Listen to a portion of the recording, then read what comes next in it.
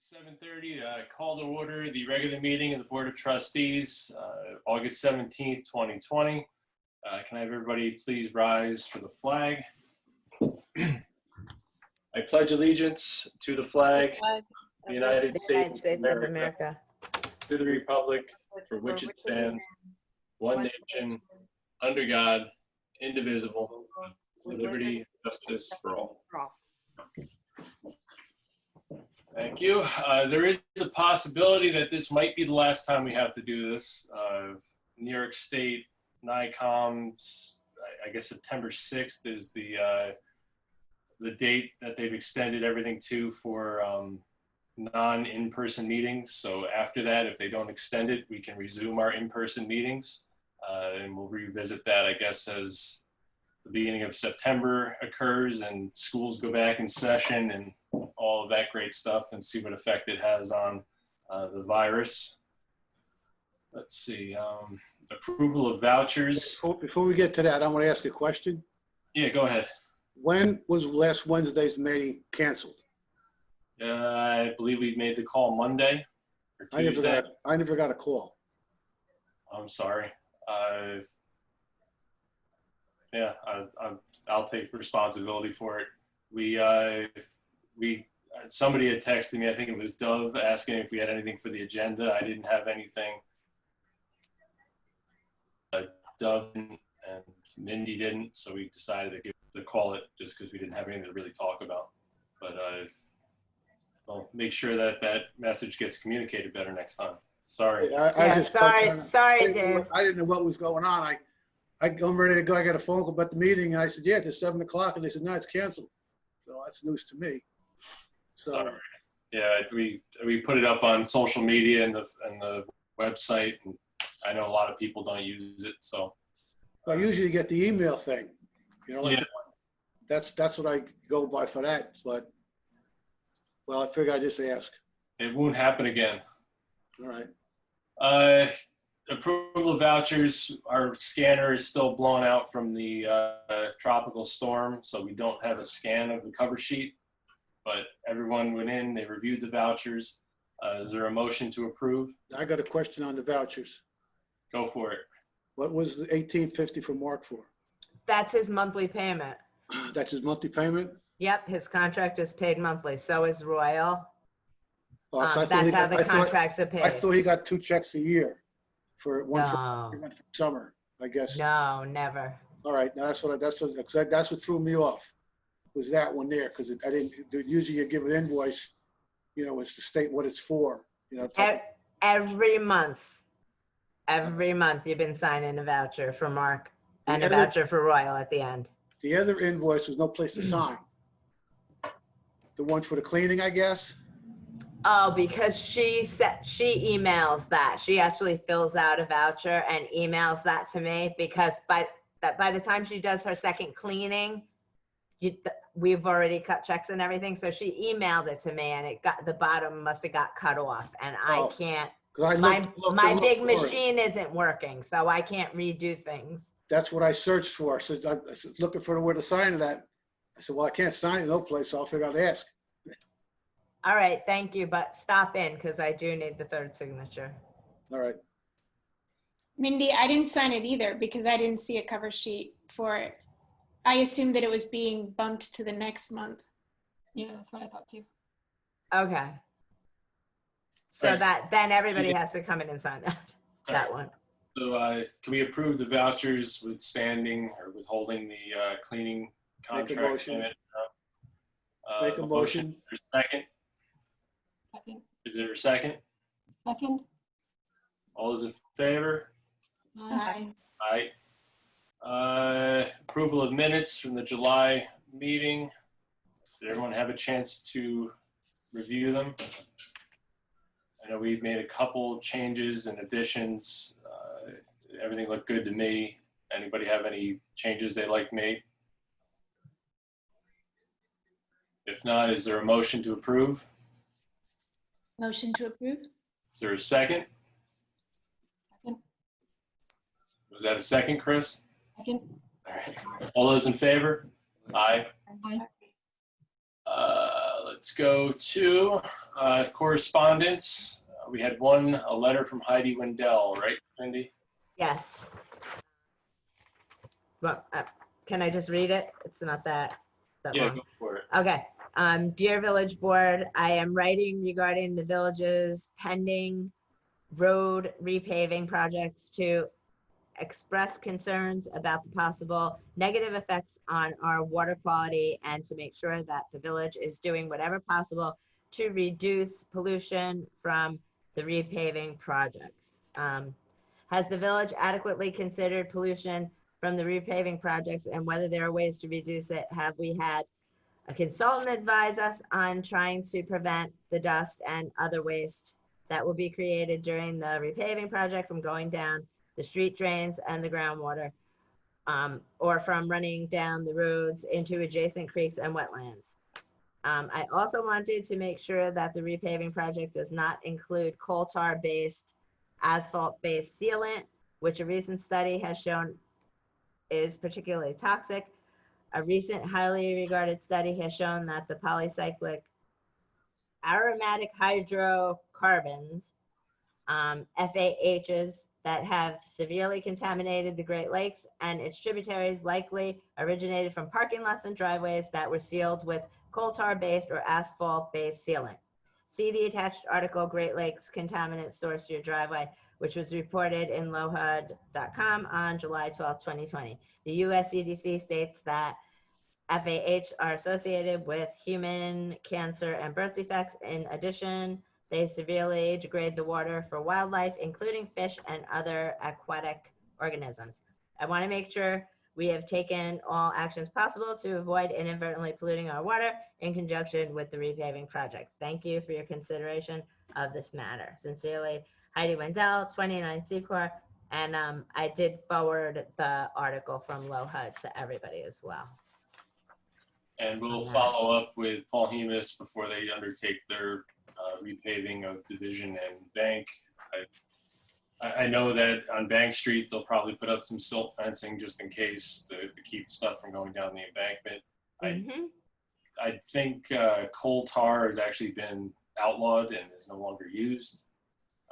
So I can pretty much guarantee that that's not an option here.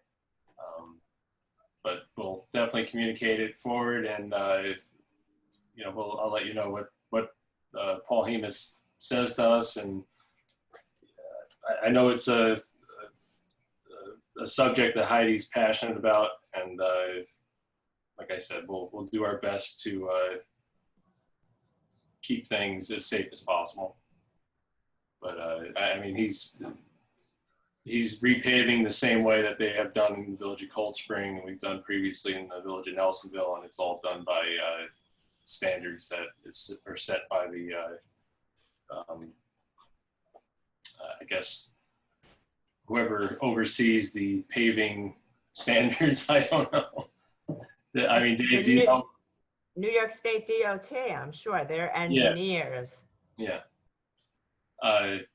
But when we do repave near bodies of water like the Foundry Brook or back here on Secor, there's some wetlands area. That's definitely a higher threshold and a higher amount of care that's given when we get close to those parts of the village. I really don't think he'll be like a silt fence, because usually when they grind up the road with the machine, it's followed behind by a sweeper. Yeah. So that picks up the excess dust right away, just follows it right up the road. Yeah, that's how I've seen it done. You might have to do something over on Bank Street just because that slope is so far down there. And I mean, we'll definitely communicate with him and we'll let him know the concerns. And, he's been really good at working with us. I'm just letting other guests in. Hold on one second. That was the only correspondence? Yes. All right, reports from the board. Does anybody have anything to report? That's not on the agenda down below. I can just speak to one issue that we've been kind of exploring is some of the previous boards have looked into getting some kind of speed device on 301 or Fishkill Road. Mindy, do you want to talk about that? Who we're in contact with at State DOT? So we reached out to the state safety people, and there's a particular office that handles this type of stuff. And they did come back and give us the applications right away. They like the idea, they encourage it. They like the idea of having them and moving them around. So, you know, you're catching people off guard, because they said, like in some correspondence, that when they're in one place for too long, people get used to them and they ignore them. But anyway, they support the idea, and they'll work with us if we want to go that route, you know, put us right in touch with the particular office. And she sent me an application right away for. So these would be temporary to possibly permanent speed signs that are solar powered, that measure via radar, you know, the speed of the car, and then it flashes whether it's going too fast or too slow. And working with the sheriff's department, you know, I keep asking them for more enforcement, more, you know, cars over here, that kind of thing. And we need to do something proactively, I think, as a village as well, to kind of make it obvious that we're taking it serious. You know, this could be moved around to Peekskill Road, or, you know, any street in the village. They're not cheap. They're about $5,000 for two of them, so about $2,500 a piece. We could probably explore if there's grant money for it as well. Yep. My thing that I've been trying to figure out is, when you're coming down 301, when you get to the village limit, the village line, the speed limit in the village is 30 miles an hour, yet the sign says 40. You know, that seems to be a little bit screwy. I remember we looked into that a few years ago when I first got on the board, and it had something to do, that's a state DOT sign, or a county DOT, one of the two. That's a state road. Yeah, so they needed to address it. We had written letters to them, and it was just going nowhere. So we can definitely revisit that. We are looking into Bank Street as well, in terms of putting a possible weight limit on the roadway there, so that it stops some of the larger trucks from using that as a cut through. So you know, we've got a whole bunch of road stuff going on right now, in terms of, you know, working with the state and county DOT. And to be honest with you, figuring out who is the ultimate person to oversee sections of road is kind of the puzzle that we're deciphering too.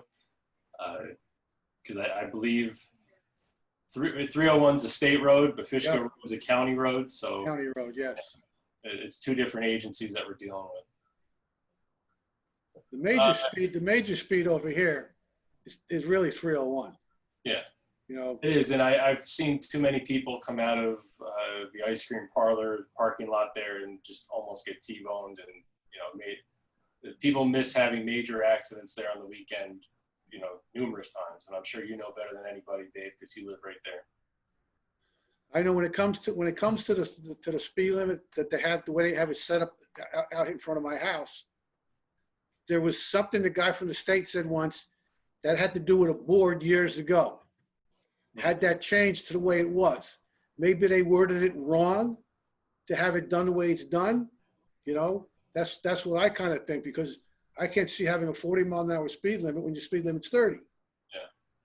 And I mean, the other problem, though, it's not just coming into the village down Fishkill. The bigger problem is actually people leaving the village and flooring it up Fishkill Road. Yeah, well, it's a racetrack out here. We looked into that last year with the bus stop there.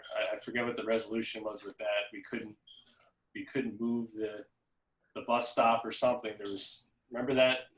We were speaking with the residents that had just moved in there. No, it was Daniel. Yeah. Daniel, yeah. Because he can't, technically the bus has to pick her up in front of her house going up the hill. Yeah. Drop her off. So she's first pick up and first drop off. Yeah. You know, I mean, we've done everything we possibly can there, really. I mean, they've literally redesigned Fishkill Road when they redid 301, the whole entryway there. And that, believe it or not, the people used to speed even more than they do now coming in and out of that road, because they used to straight yield into the road. Yeah. You know what I think we should put there? You know, when you're coming off the Palisades and you're going into the Bear Mountain Circle, those bumps, yes, that's what we need. It actually might be an option. That's what we need. No, I'm they won't- they telling won't. you. They won't let you put a bump on a major Uh, highway. these, They're these are not the- bumps. These are like the cuts into the road that make your tires vibrate. Oh, those cuts. vibrate. Yeah. Like a Yeah. 9. Yeah. Yeah. Like as if you're going into the middle, so it wakes you up. Well, they don't have them down in Garrison because the people down there, they make too much noise. When they hit them with the tires, the brrrr type of noise. They Yeah, didn't well, like it. that would be the other trade-off, is that would probably annoy the residents when the big trucks hit them. So, Well, Jake breaks are the biggest noise. Mhm. all right. So, anybody else have anything to report? We have a few things on the agenda that are open from meetings of the past. So we move on to that. Update on the paving projects, Mindy. Basically, I spoke with Charlie briefly. The office was on vacation last week, so he has not been able to prepare anything as far as like the actual scheduling and, the notifying of parking and this and that. But basically, I'm not concerned about it because I feel like we can even do to the residents of the streets, we can do even certified letters if I need to, and we'll get them there right away. So anyway, he's looking at the middle of September, he said, and Amber was coming back to work this week and she would draw up, all the proposals and schedules and everything. And, we'll have everything set down in writing and to go forward. So he said it wasn't going to take long once they get started, go right from one road into the next road. And we're going to direct people to park on Adams Avenue as an alternative. That's what we discussed, and like that would be good practice for winter parking situation, right? Yes. Yeah, we gotta discuss that one too. Yeah, that needs to actually, if we're going to make that change, we need to repost those signs and make that happen sooner than later. That's, okay, because Hopefully, I think we still have the signs in the village shed back there. If not, we need to order, new signage for there. I mean, for notifying the people, we could basically type something up and just stick it in their doors. Every house on that street, because once he takes the road, he'll probably take it apart one day, put it back the next, or even if he does fix for one day and skips a day, at least they can park on it. At least they'll know when they're coming in. Yep. well, they're gonna lay all that out for us, so. Yeah. Mindy, on a related issue, do you want to give a quick update on the street cleaning too? Oh, so the county is gonna be bringing over their street cleaning machine, Wednesday, this coming Wednesday. It was supposed to be last week, but because of the storm, they had a lot more damage on the other side of the county that they had to clean up. But they did call me and let me know that it was gonna be delayed and when it would be. And according to them, there's no preparation that we need to do whatsoever. We need to get people to move their cars though. They didn't even say that. No, we asked. gotta get the cars. We gotta look, we did last year when Jerry had it done for the county. We got the cones from the county, the town, Yeah. and we put the signs that are made up and we did with the dates on them. And Yeah. we went down because it's technically in the couple houses up by Church on the Hill. Okay, And then you put the signs out in front of the dog place and at Juanita's, Mhm. and that's technically it. That's Okay. the rest of no more parking on the rest of the places, so. all once you- right, so we're gonna once you have know to the do that dates they're tomorrow. When you know the dates they're coming, you get the signs and you put dates on the signs and you put them in the ground so that the people know. And They're we get- coming Wednesday. That's tomorrow? No, 2 days. 2 days, day Okay. after tomorrow, the 20th, right? Then No, you the gotta- 19th. Got to give a call up to Carl and see if he has those cones he bought for us last year. Everything got pushed back and changed because of the storm. Originally they were going to come last week, so we kind of, it's last minute. And in all honesty, it's the section of the village from Pisco Road to Molliesville that kind of needs it the most. There's the weeds that are growing along the curbs are actually above the curb now, so it doesn't look like there's a curb there anymore. Come down by my end, come down by here. Yeah, which I mean, the good thing is that there's no parking along there, so at least Nope. they'll be able to hit those spots well. But we'll do the best we can to warn people ahead of time. So yeah, if you can get the cones from Carl tomorrow, Uh-huh. I don't know if Mark is around to, just mark off the parking areas in front of Casetas and along that stretch. And then up here, there's a few, like Dave said, across from the church on the hill near me. Yep. Yeah, Got in it. front of John Bradley's house. Yeah. Yep. There's only a few. I mean, the signs are in the building. And John Bradley's one of the residents that takes good care of the street in front of his house. So if we miss there, we're okay. Let's see, that was paving and street cleaning. Update on the election. Okay. 15th. Yes, September 15th. I don't know where I read September 8th, but I was off by a week. I read it as the 8th as well. I'm pretty sure it got changed at some point. Okay. I heard it the 8th too. For some reason. Okay.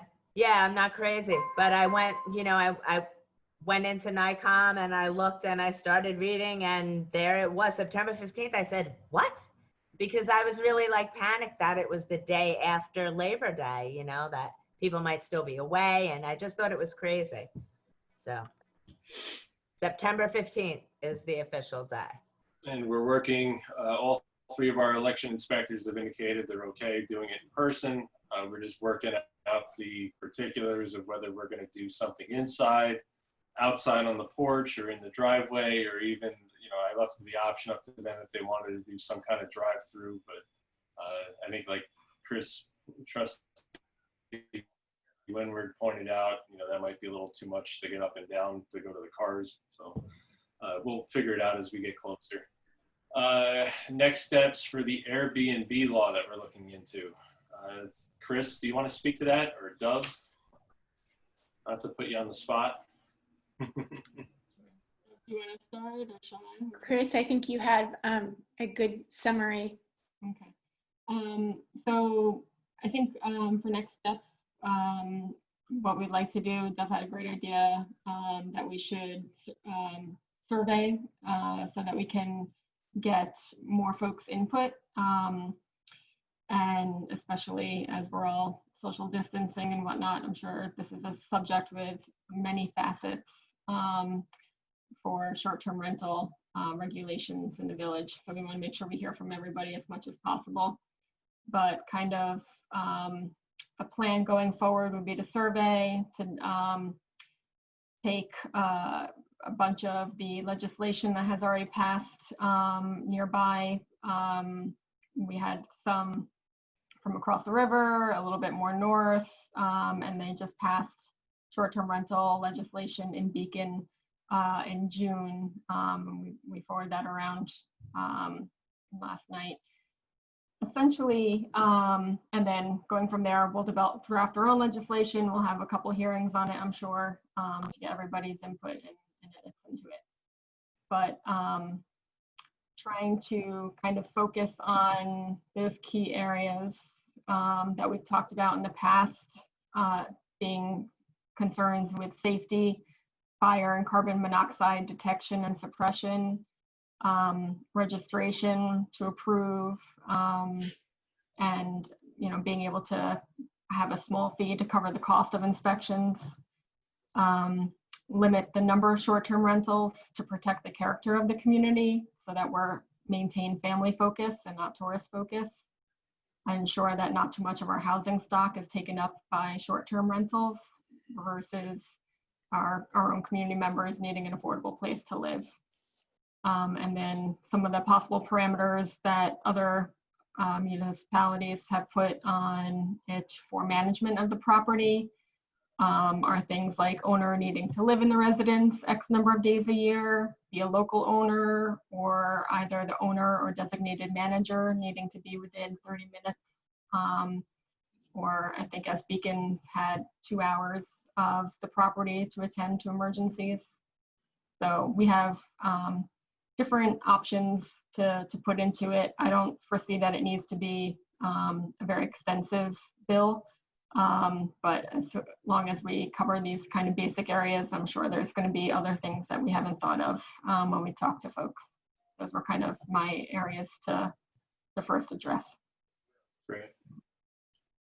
Yeah, this is one of those issues that we've been talking about for a few years now, and I think the time has come, especially after the COVID lockdown and, you know, people continuing to kind of rent out the Airbnbs and there being no oversight of it. The time has come to really put something on the books to, at the very least, make it so that there is a permitting process and that, you know, safety inspections are ensured, and then we can go from there. And I think we did. We have, besides the one that Beacon just adopted, I thought we had a pretty good one from Cornwall too that laid out some of the things that we were looking into. So hopefully, you know, the next, I wouldn't say next meeting, but maybe 2 meetings from now, we'll discuss this again and hopefully have a public hearing at some point. New issues, Spring Street parking and Secor Street speed. Is that On Spring Street parking, didn't we make a resolution that no parking on that street a couple meetings back? We discussed it, but did we make a resolution, no parking on the street at all, or is it one side of the street? Both sides. Both sides. Yeah. Okay. Were we going to ask to have that? Sorry, were we going to ask the owner of the wine shop to remove the sidewalk so that the road is not as narrow? No, That won't, he put that curb, that little sidewalk into where the road was gone. It was all full of old stuff that Champlin had there piled up. So he just, they took that away and put a little concrete there to make it a little more better than what it was. I thought we had decided that we weren't going to pursue any like enforcement actions when it came to the sidewalk, but we were, my recollection was we were going to do no parking on both sides of the street up to the North Pearl Street intersection, correct? Okay. Right, we got, yeah, I had thought we okayed the resolution on that. We Because did. I had asked you on that regard, if we put the signs up for no parking, who's going to enforce it, you know? No, I think we were going to put the signs up and then we were having our attorney review it just to make sure that we didn't need to go through a hearing process. And Exactly. we didn't have to because we already have, you know, parking rules on the books, and that I'm pretty sure there's already a designation in our code for that area. There are no parking signs there already. They're just overgrown and unkept. So I would say just it's time to do it.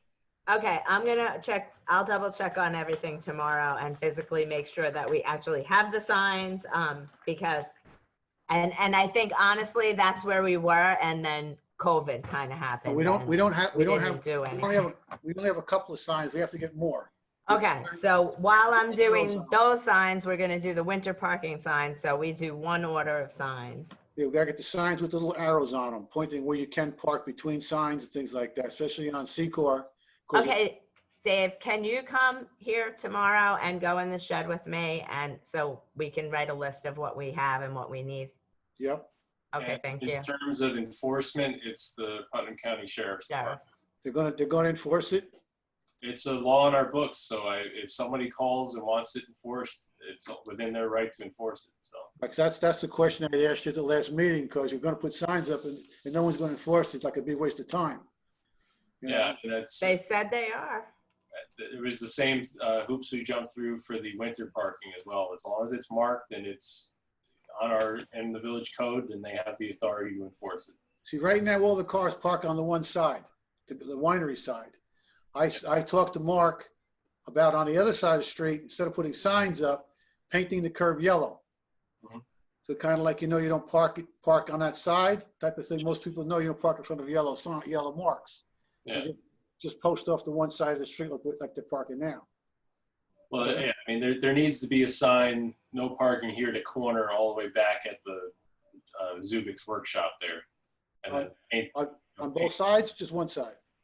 it's going to probably have to be on both sides. All right, I'll But it we'll has do to it on happen. both sides. I talked to Bill how to put them in. He just said, get it. Mark has a thing for drilling a hole through this curb, and then he can just stick his post into it, you know, bang, and then tie it in that way instead of tearing anything up.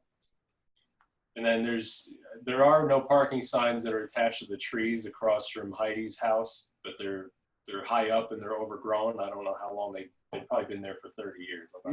You can't hardly tell what to even say on them. I think with that section, Mark and I figured out we need like 4 signs for there. All right. Something like that. Because you got to go from the lodge down.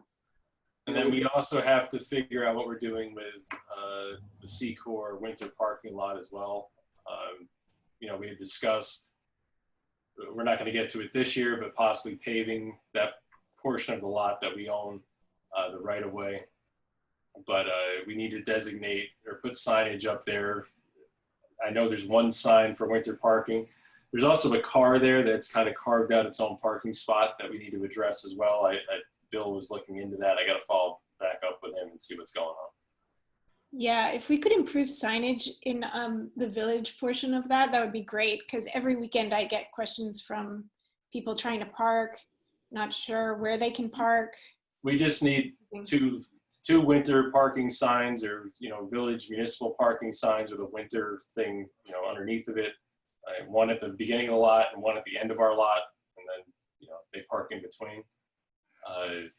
But we do have to address there's a residence driveway there that lets into the right of way. Yeah.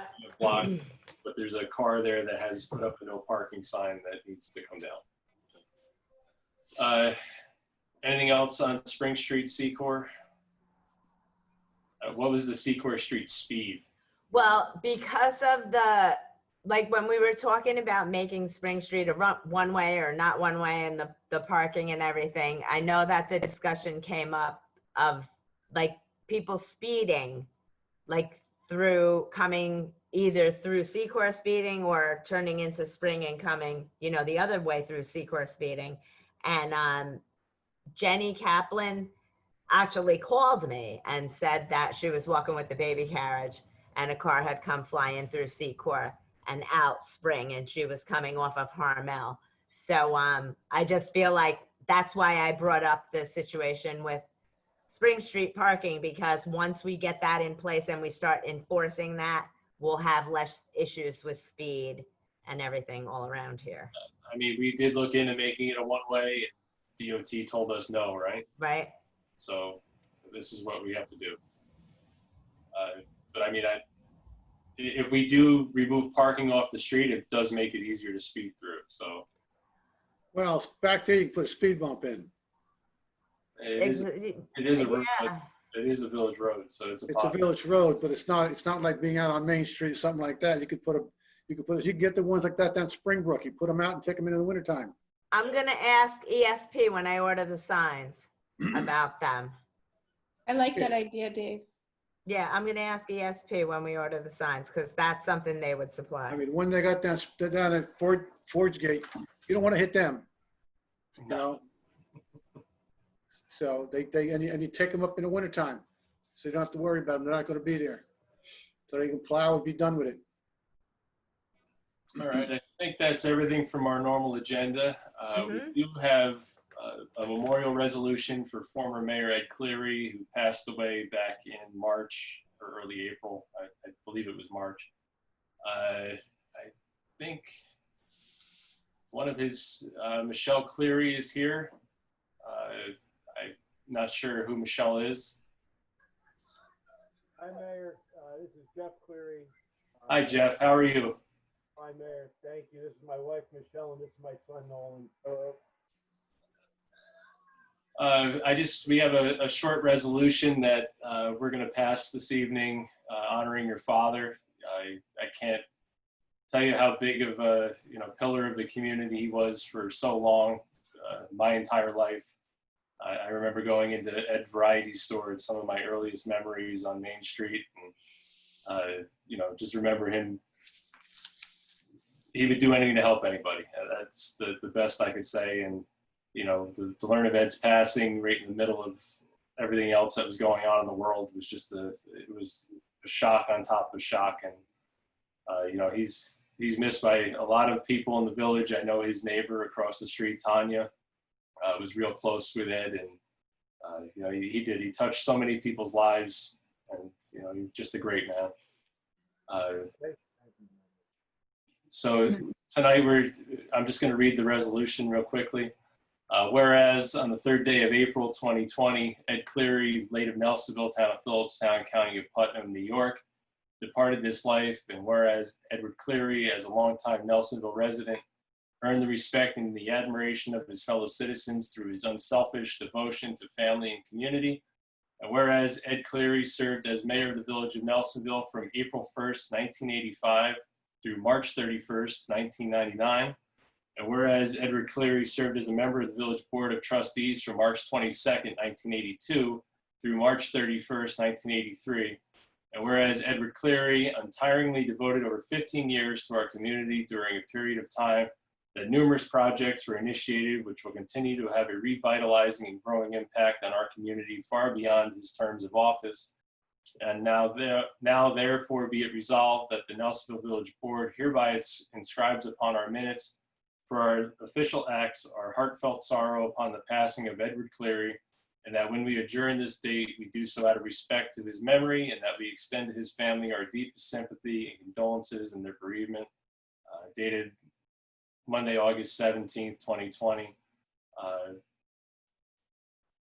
Can I have a motion to pass the resolution? Make a motion. Is there a second? Second. All those in favor? Aye. Aye, unanimous. Yeah, there's not enough time to say, you know, all the memories we have of your father. And like I said, he's missed by everybody. And, you know, it was a real loss to the community when he passed. I want to echo that as well. He was a real amazing person. Not only did so much for our village, but also the seniors in our community also, which he was a beloved friend of my mom, and I really appreciate him. Yeah, that was something that, you know, I'm 43 years old now. I mean, it just seemed like Ed Cleary was there like in every part of my life, you know, as his store when I was a kid. And then when my mother got older and was going to the senior center, and, you know, Ed was so involved over there. He was just, you know, he was always there. And it's hard, you know, passing the house and seeing it empty. And yeah, I'll miss him. Thank you. This means a lot to all of us. So he loved being mayor. He loved Nelsonville. He inspired public service in a lot of people, and we all miss him, and we're all grateful for you doing this for us. Thank you. And he did at the Susui Centennial. You know, he was one of the prime resources that, you know, Josephine Doherty and a lot of the volunteers relied on for the history of the village. He knew everything. Well, thank you again, and this will be a place of honor in our home with this resolution. So, thank you. Thank you. Yeah, we're definitely, as soon as we have this signed, we'll send you a Formal copy. Thank you very much, Mindy. Thank you, Jeff, and your family. Have a great evening. Thank you. Thank you. I believe that's the last of our formal agenda. I'd like to open it up to public comment if anybody has anything. Just feel free to unmute yourself. I'm Joe Hirsch from 29 Secor. Okay. Oh, go right ahead. Hey, everyone. I just wanted to second what the rep Jenny from Harmill had said about speeding on Secor. There is a fair amount of that. It doesn't happen all the time, but enough times per day that when you live here and you see the Daytona taking place in front of your house, it can be a little unnerving on a narrow stretch like this. And so anything that can be done. Could you, Mayor, could you say again, what are the plans, the possibility of putting in speed bumps, that a seasonal speed bump, it sounded like? I'm not sure I followed the options. It's definitely within our purview since it's a village street. The issue we have when everyone brings it up is that they want to see them on Main Street, and we can't do that because it's a state road. But on village streets, we definitely have the possibility of doing that. It's just, you know, depends on the cost, and that's pretty much it. You know, we just need to run it by our attorney to see what kind of, you know, issues that might bring up. But I don't see it being a huge deal.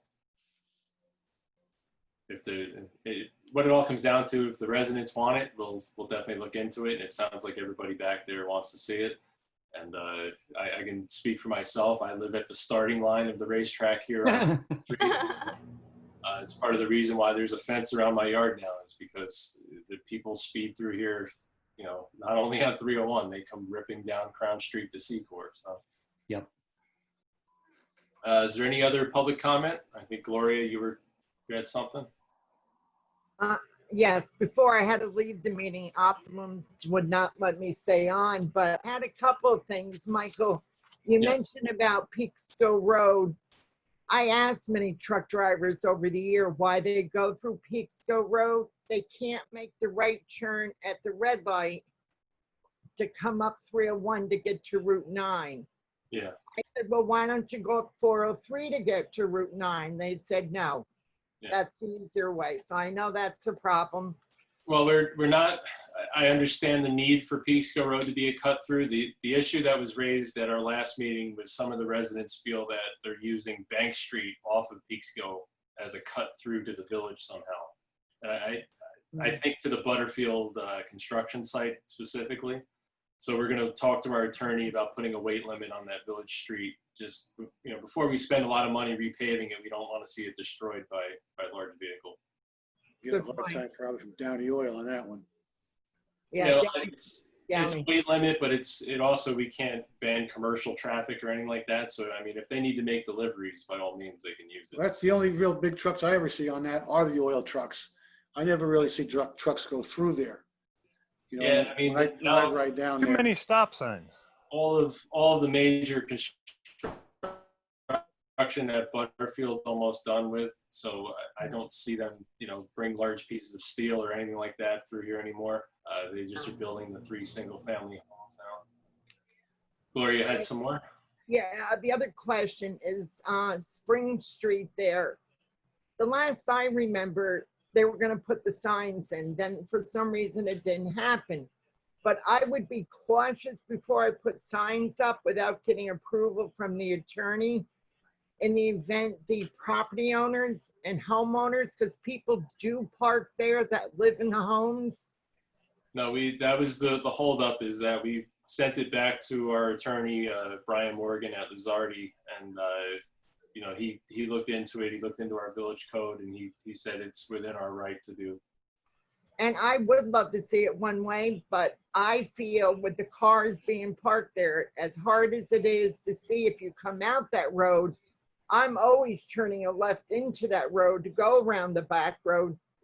I think having those cars parked there causes you to go slower.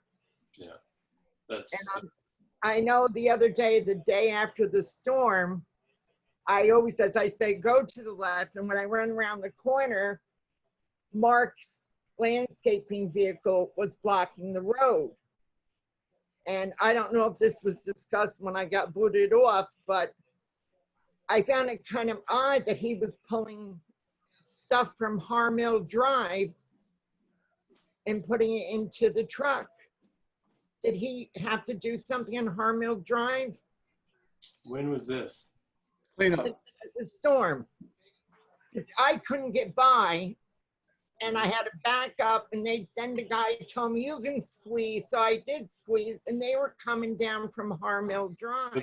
Was it debris from the storm, or was it yard clippings? Because it happened on the same day as It wasn't yard clipping, it was trees, big limbs, stuff like that. I don't know if Mindy, do you know if it was for the village? It could have been one of his private clients too. I'm not sure. He was doing everything that day. So Yeah, I mean, if it was on Secor by Harmill, he would probably be cleaning out the storm drains there and No, everything. man, He was up. Harmill. They were He was coming up. out of Harmill, up the hill. They were coming Up down. Harmill? Okay, I'll ask him. I thought he was blocking the road when you turned on Secor. All I can say is that he worked his butt off on that day, because Yeah, I don't want to see him removing trees in other people's yards. If he does it for one, we're going to have to start doing it for others. no, he didn't do anything in someone's private property for us. I can tell you that. I mean, he is a But he's a landscape contractor. contractor, so I mean, he does do work outside of the village. Yeah, I where our understand. contractor is, but I mean, he so the night of the storm, all of Crown Street here, we all came out, and there were huge parts of pine trees and all that down, and we piled everything at the end of the street. He made that stuff disappear before the next morning. I mean, it was he was efficient. Let's put it that way. And it just happened to hit on the same day we were doing a yard debris cleanup. So I mean, the village got cleaned up rather quickly compared to some of the other municipalities around. I agree. He was mulching it too as he was going through. Yeah, he was grinding everything up. So. All right. I didn't think it would be necessary to video. It just sounded very odd. I thought he might have been in Joe's yard. He wasn't. He was coming down from Harmill with huge limbs, but okay. Yeah, I mean, that's not a village street, so. I know. We didn't direct them to go up there, and it wasn't. Nope. That wasn't at my direction. Okay, that's good. I'm glad to hear that. And the other thing I wanted to mention, Chris, about the Airbnb, if you can get a survey together at the election, we could be handing them out to people. That's possible. I just thought it'd be a good idea. Save expensive mailing. This way you're handing it to a person. And not online only. Yeah. Yeah. Yeah, and we would never have it online only. Folks would be able to pick it up at Village Hall too. But it's an idea if we're able to get it together in time. Secor was online only. No, it wasn't. You could pick up. Yeah, surveys we had a We had a number. bunch. We had folks We did. on that. Any other public comment? Yeah, I have a comment about speeding around here. And as everyone knows, this has been going on for years. Everyone complains about speeding on 301 Fishkill, Peekskill Road. The problem that I see with it is people do get stopped and they do get tickets. And I understand this is a revenue issue, but our village justice, who ultimately decides, generally knocks it to parking on the sidewalk or something like that.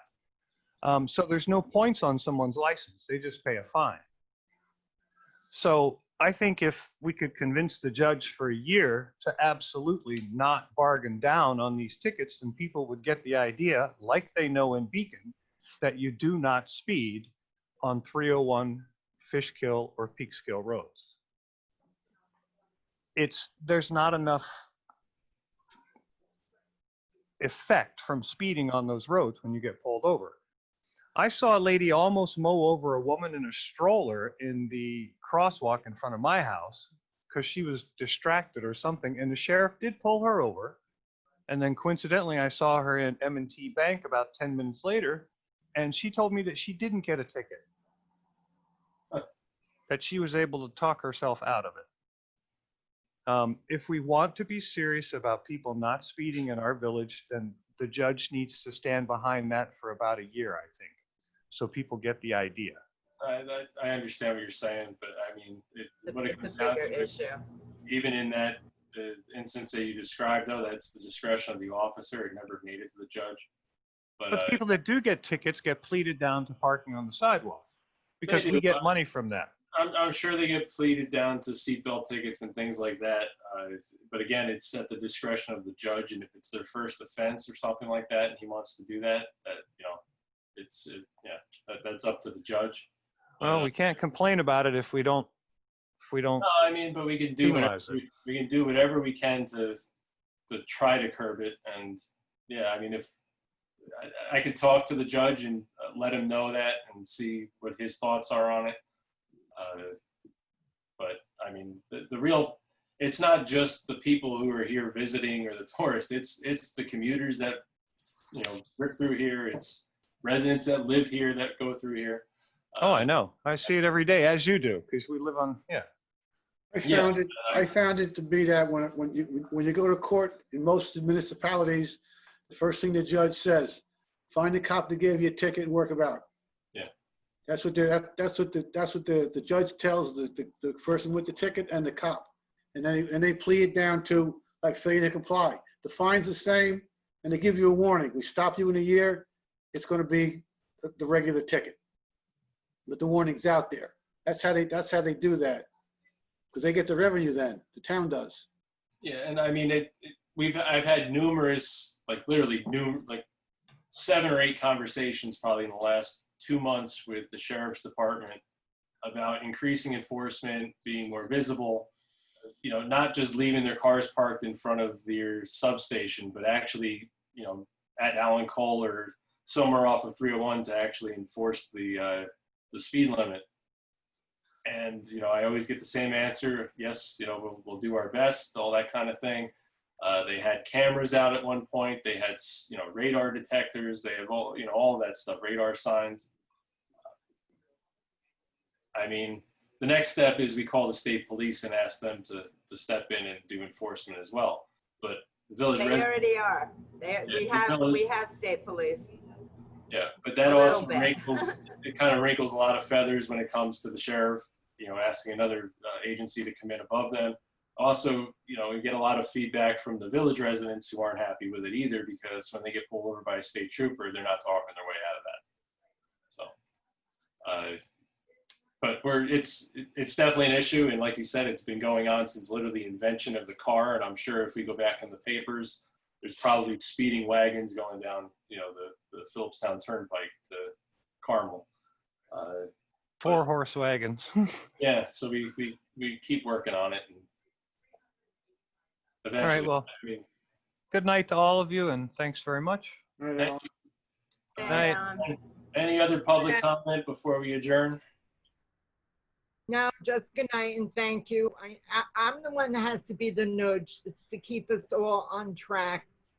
Someone Oh, told me years ago, when you're on a board, you're limited to what you can say and do. But when you sit on the outside, you can do the prodding and the pushing.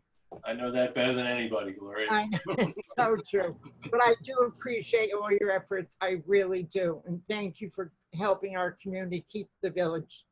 And Michael, you stirred the pot with that in Phillipstown neighbors. I saw that, With what? the breakneck thing. I know, it's true. So, I mean, just real quick, there was 3 mountain rescue calls on breakneck within like a 3-day period. Crazy. One of the Phillipstown elected officials was driving, I think, a truck for North Highlands. Must have let Richard Shea know what was going on. That Good. We were up on the mountain until almost midnight on a Wednesday night for 2 lost hikers, and it prompted a letter from Richard to New York State Parks. I followed up with a letter as well as a volunteer fireman and as a mayor. And Sandy Galiff is now involved, and hopefully this gets some kind of positive resolution, because it's a huge waste of our resources. They should pay. They get it. They call you guys out. They should pay for it. Yeah, I mean, there's a charge for it, and there should also be a permit system. I'm completely sold on it now. Well, across the river, they charge you. You call in an ambulance, you got to pay for the ambulance call. Yeah. Just this side of the river, you don't. So I'll let everybody know as that moves ahead, and hopefully we get some kind of action from it. All right, is there a motion to adjourn? Make a motion. Is there a second? Second. All those in favor? Aye. Aye. Have a good evening, everybody. Thank you. Night now. Bye. Good night. Donna.